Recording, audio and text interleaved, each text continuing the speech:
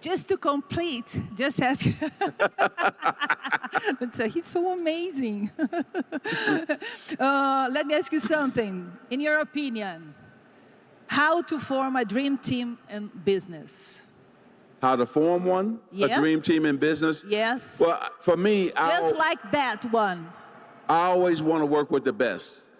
And I try to go around, whether that's the United States or the world, and look for the best talent. And if I can find the best talent, pay them well, and let them do their job. Because a wise man told me, do I think I'm the best basketball player in the world? I said, yes. Then you got to hire the best people. And when he told me that, I had a team that was good, but they wasn't great. So I fired everybody when he told me that the next day, and went and got a world-class team, just what you're talking about, a dream team of money managers, accountants, business people, and put them around me, and that's when my business took off to a whole nother level. So it's very important that you understand the team that you have. And if you want to grow and go to another level, do you have the right team in place to take you to that next level? You have to make real key decisions to really think about, do I have the right team in place?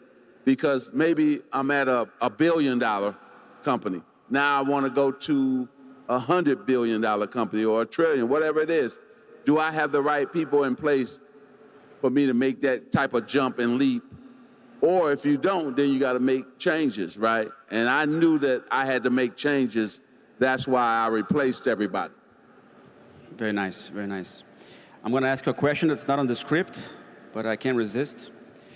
I don't know if you guys know, Lakers got the first pick on the 79 draft, winning on the coin toss. That's right. With against Chicago Bulls. Imagine if Chicago Bulls won that coin toss. But that's not my point. It would have been completely different, right? My point is, you arrived to an established team that had a Kareem. You have to, join one of the best players at all time as well. How did you adapt joining to that team? Mm-hmm. And then when you had a transition in your career, you have to adapt to that transition as well to become a successful business person. So there's a lot of people here that are joining the businesses. How was it for you, and how would you give them some tips about joining new teams? Well, first, let's go to that one first. I had to reinvent myself. And I think that it wasn't easy to do that, right? I knew the pick and roll, I knew the jump shot, I knew how to dribble a basketball, but I didn't know business. And so I had to get mentors to help me and really give me knowledge on how to start a business and how to run a business. And Dr. Jerry Buss, thank you for clapping, I appreciate that. Dr. Jerry Buss, the Laker owner, became my first mentor and really helped me understand business, opened up the Laker books to me so I could see how the Lakers made money, all the revenue streams, and that really helped me out so much. So now I have to learn about P&Ls, ROI, EBITDA, things that I didn't know about before, but now that becomes my life now, right? That's easier to learn than learn the dribbles, huh? Yes. So mentors, and more mentors. And those people told me the truth, too. And I think that was important. And so now I had a lot of them as mentors. Now 6 of them are business partners of mine. So they went from mentors to business partners.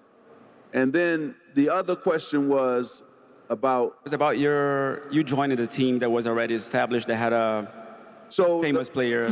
So the Lakers... 19 years old. Yes. 19 years old. The Lakers hadn't won a championship in over 10 years. They had Kareem, the greatest player at that time in the league, playing on the team, but they still hadn't won championships. My job was to come in there and help them win championships. I had just won a college championship the year before, and I was happy to come to LA, but we had to change the way they played. When I got to the Lakers, they played a slow game. Well, I wanted to change that. We had to play fast. And because we played fast, we created Showtime. And it was nothing like Showtime. And I love coming down the court, throwing no-look passes, and the crowd fell in love with the way we played. It changed the NBA forever, not just the Lakers, it changed the NBA as well. And Kareem was a quiet leader. So he came to work every day and did his job, but he wasn't a vocal guy. I became the vocal leader. Even at 19 years old, I took over the team, and I barked out the instructions on what we were going to do, what play we were going to run. So a funny thing happened. We won on a last-second shot our first game. Kareem shoots a sky hook, and we win at the buzzer, right? So I ran and jumped in his arm, choked him, and he's looking at me like crazy, like, what are you doing? This is just the first game. That's so nice. Right? That story is so nice. That story is so nice, yeah. And so he got me in the locker room and he said, rookie, don't ever do that again. We have 81 more games to play. So I had to step back and say, what am I going to say in return to just tell him who I am? So I stepped back and said, if you hit a shot like that 81 more times, I'm going to jump in your arms 81 more times. So I didn't let him change who I was. And I play the game with I'm emotional. I wear my emotions on my sleeve. I love to high five and hug my teammates and jump in their arms if they do something right or if they score the winning basket. That's just who I am. And so I'm glad that I stuck to my guns because that's the reason people fell in love with me, because I played the game with passion and fire all the time. The scene of you arriving with your radio. Oh, thank you. Thank you. I appreciate that. Thank you. Thank you. Thank you. And I think that's a life lesson for everybody. Don't change who you are. You can make adjustments to who you are or tweak your business to be successful, but you don't have to change the person that you are. I've made tweaks to my business to make sure we're successful, but I'm never going to change. I'm going to always smile.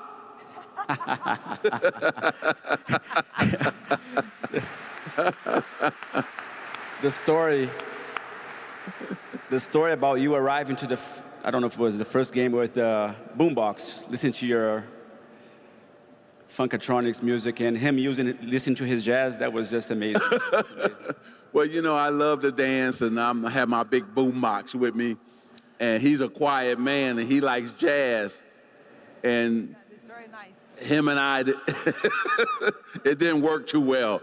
He's quiet, I'm loud, I'm dancing, he hates dancing. So, but we connected on that basketball court, and that's the main thing. We were all about winning, and I understood it was Kareem's team. I didn't try to step on his toes. It was his team, and I was there to make sure that I put him in a position that he could score baskets, be successful on the court, because if he was successful, we were going to win. And that's why we won 5 championships. That's why we went to the finals 9 times in 12 years. That's hard to do, any team. Respect. Yeah. In team, you need to respect another. Exactly. You got to respect. Yeah. That's right. I have so many questions to do. In 1999, I went to LA to make an interview with him, and I had only 8 minutes. The manager said, girl, you have 8 minutes to talk to him. I say, only 8 minutes? I come from Brazil, but now I have 1 hour almost. I'm nervous. Yeah, we got an hour today. Yes. Where this confidence, where they come from? This happiness, these smiles that you never lose. Where does this come from? From your family, from your dad, from your mom? Yeah, both of them instilled something different in me. My father, he was a hard worker. He worked for General Motors on the assembly line, building cars for 30 years. And he won an award for never being late and never missing a day. So I'm built just like him. I'm a hard worker. Matter of fact, work brings me, outside my family, work brings me most of my joy. And I love working. I still love getting my hands dirty. I just love it. But that came from my father. I grew up very poor, 6 sisters, 3 brothers. And so even growing up poor, I didn't have poor dreams, though. I was still a guy who ran around with a big smile on my face. Why? Because of my mother. I have my mother's personality, and I have her heart because my mother loves to give back and help people.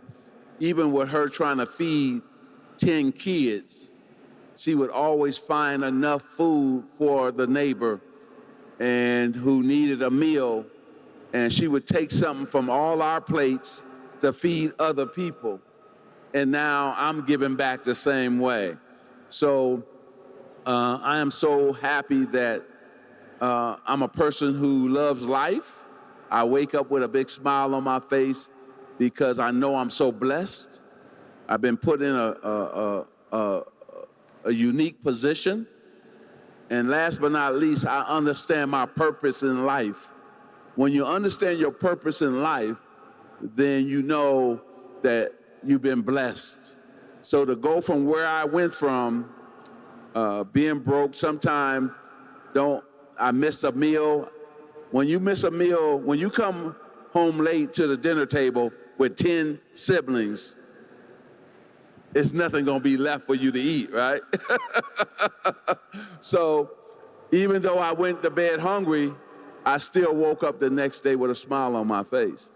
And so I'm so thrilled that, again, I'm in this position to help other people, to build a successful business, to hire people so that they can take care of themselves and their families, and to show athletes that you can go from the field or the court to the boardroom and still be successful. And that's what's really unique and special to me. A lot of... Thank you. Thank you.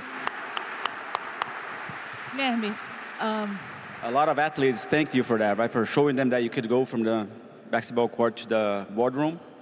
That's still a huge challenge for us in Brazil. And I think what you did in terms of taking a lot of businesses to the suburbs in the US, investing in entertainment, investing in Starbucks. What criteria do you use today to invest in the business that you invest? What do you look at in the business? What people do you like to connect yourself with as partners? So if you could share a little bit about your thesis, your investment thesis would be great. Well, my business thesis and investment thesis, most of the businesses I own have multiple revenue streams, right? So I'm looking for businesses like that. I look for the sector. Is that sector growing? And is it going to grow in the next 5, 10 years? What does the sector look like? Do we have the right management team in place, right? That whether I'm going to buy a business, how have they been performing the last 5 years? So I want to look back to see, has there been growth, a steady growth with this management team? And then how can I add value? So I always look at the business and say, can myself and my team add value to this business? And if we check all these boxes, and then I got to vet really hard the executive team, the CEO, making sure there's, and the company, make sure there's no nothing bad has happened, because I'm really particular about who I align my brand with. That's very important. You can lose money in a business and come back. But if your brand is tainted, it's hard to come back. So you got to really be careful about managing your brand. And that's what keeps me up at night. It's my brand. And making sure that I make the right moves and the right decisions so that my brand is never in trouble. And so right now, the sports world, that's where I've been heavily invested in, because the valuations of sports teams have skyrocketed. And the TV contracts are some of the biggest we've ever seen lately here. And so now I'm so proud to be a minority, an African-American man, a black man, and now I'm in the NFL, one of the owners of the Washington Commanders. That's a really big move for myself and also for other athletes, to see an athlete be an owner in the NFL. That's really big. And then I became the first minority investor and partner and owner in Major League Baseball with the Los Angeles Dodgers. And, oh, thank you. I appreciate that. The guy is huge. And what's so unique about it, over 10 years ago when we bought the team, we had paid the most for a sports team in North America, over $2 billion. Wow. And they thought we were crazy for paying that type of money until our TV contract came out at $9 billion. And then they said, okay, they're smart guys, you know? And so Forbes just listed us about, we're worth, our valuation about $5 billion. So it's doubled already what we paid for the team. And so heavy on sports team, WNBA, Sparks, MLS, soccer team, LAFC. We're the first team in MLS to be valued over $1 billion. And we're still a baby. We've been only around for about 7 years. So it's really wonderful on that side. And then I'm in infrastructure. I'm in a whole lot of other businesses. If you ever want to invest in Brazilian soccer teams, we have a team that can help you to look at some teams. Here. Oh, yeah. Is right there. I met with some people earlier, so I'm looking forward to investing in some sports team in Brazil, okay? And I don't know if you know. Is that all right with everybody? All right, cool. I don't know if you know, next week, for the first time, we're having an NFL game in Brazil. Oh, I was so happy about that. Philadelphia Eagles and the Green Bay Packers. It will be amazing to have the Washington Commanders sometime. One day we're going to get to Brazil and play a game here. You know, I've been coming to Brazil since 1978. I played a young man who was probably the greatest basketball player that's ever played, Oscar Smith. And yeah. I can't hear you. Yes. Our hero. Do you remember when they upset the American Pan Am at the Pan Am and he scored 46 points? Unbelievable. And so Oscar and I became friends, and I came back and played in a couple exhibition games with him and against him. And so I've been coming to this beautiful country for a long time, and I look forward to doing some business here soon. That would be great. Wow, businessman is businessman. Don't lose any opportunity. Good, very good. So we're still in the business thing.